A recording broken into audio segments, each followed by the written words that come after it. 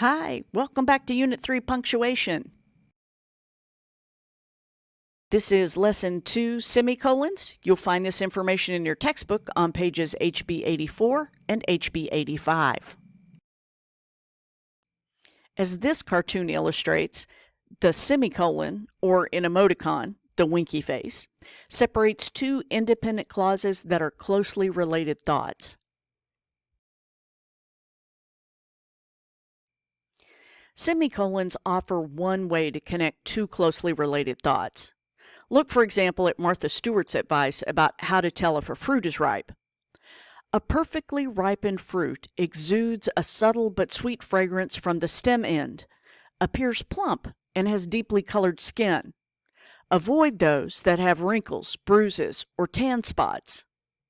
She could have used a period, but the semicolon shows the connection between what to look for and what to avoid when buying peaches or plums. Closely related independent clauses are most often joined with a comma plus and or another coordinating or fanboys conjunction. If the two clauses are closely related and don't need a conjunction to signal the relationship, they may be linked with a semicolon, as shown in this example. The silence deepened, semicolon, the room chilled. Or here, the life had not flowed out of her, semicolon, it had been seized. A period would work in either of these examples, but the semicolon suggests a stronger connection between the two independent clauses.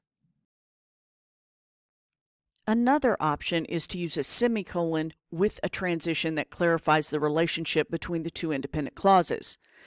Put a comma after the transition. There are no secret economies that nourish the poor, semicolon. On the contrary, comma, there are a host of special costs.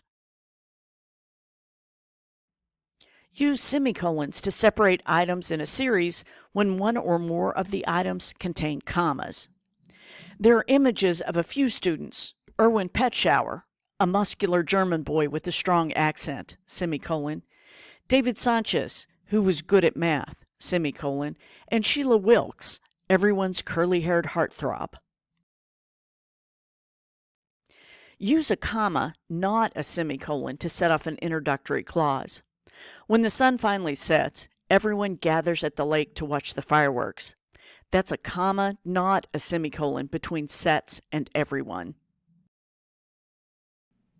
Use a colon, not a semicolon, to introduce a list.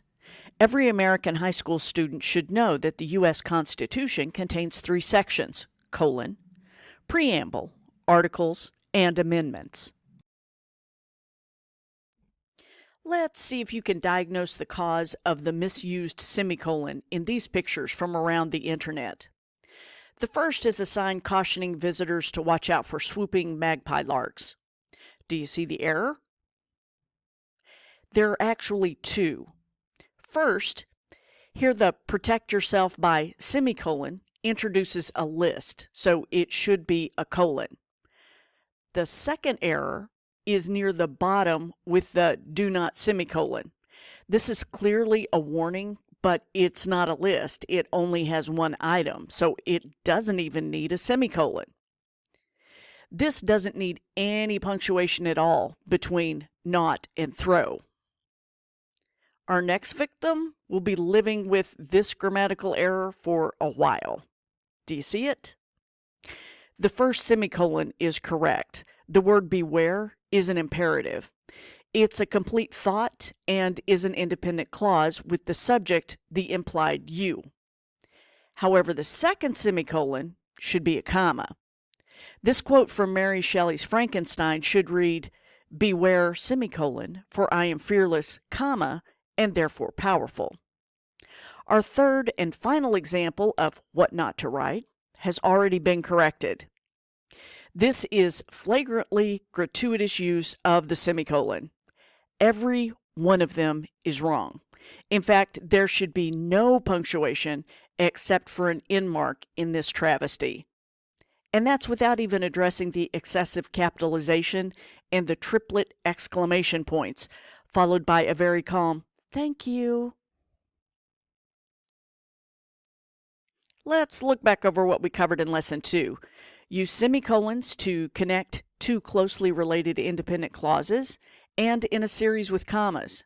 Don't use a semicolon after an introductory clause or to introduce a list, or randomly after every word for emphasis. That's it. That's all of Lesson 2. I'll see you next time for Lesson 3, End Punctuation. Thanks for stopping by.